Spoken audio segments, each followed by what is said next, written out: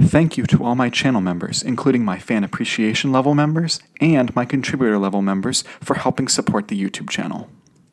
Hello, and welcome to my channel. My name is Jonathan Cohn, and today I have my review of the manga One Piece, volumes 4 through 6, the omnibus. I am slowly working through the various volumes of One Piece.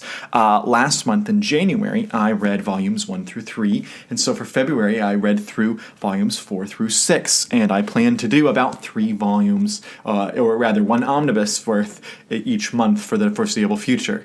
And based off of how it's going, yep, I'm sticking with it, because I am absolutely loving reading this series. This is, for those, the brief overview of this is there's a character named Luffy who is, he wants to be king of the pirates. He wants to go find the One Piece, go on, get treasure, be a big pirate captain when he grows up. And he starts assembling a crew, and his crew is going off on adventures, and he's slowly trying to build the crew, and he ends up fighting all these bad pirates and making friends with the locals and things like that.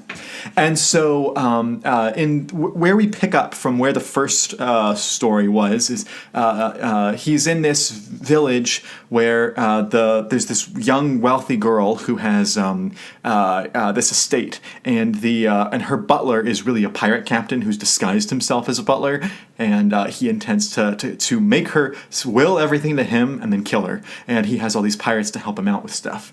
And the first half of this book is about Luffy and his crew, like Nami and Rorona, Zolo, and then this new friend of theirs, Usopp, to try to stop the pirates. And so there's a lot of action, and they're all trying to stop the pirates, and it's utterly delightful. It's completely delightful. I love the themes. I love the ideas about Usopp trying to work so hard to do whatever he can to protect the girl, which I am just blanking on her name for a second, if you'll permit me a moment. Kaya. I knew it was Kaya. Kaya. He's trying to protect Kaya.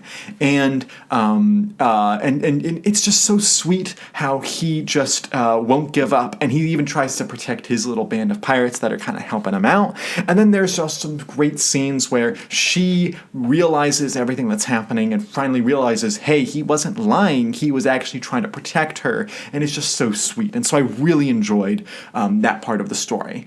I also really enjoyed the action with the pirates. I thought that every time they were like, all right, well, we actually have this, and we have this, and then either Luffy or Zolo or whoever would come up with a way to stop it.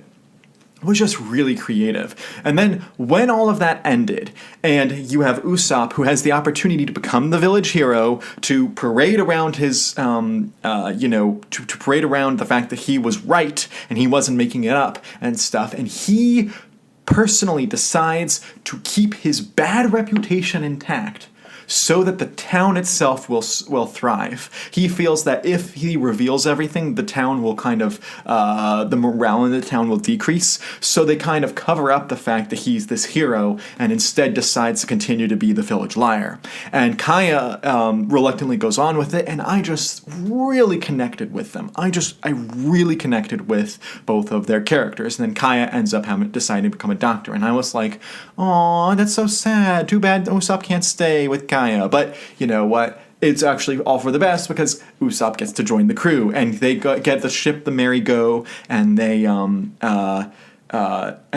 they go out to sea, and I was really loving it. All right, they've got an actual ship, a caravel, this Merry Go. They have a crew of 4. They have Nami, Rorona, Zolo, which I think he's also called Zoro later, apparently. And then you have Usopp, and then of course Luffy. And they're like, all right, we need a 5th person. We need a cook. And so they go to a restaurant, a sea floating restaurant, the Baratie, or Baratie, however you say it, the Baratie. And when they get there, there's also other pirates there, and there's this big fight, and Luffy has to fight off the other pirates, and that whole sequence just was like, okay, it's fine.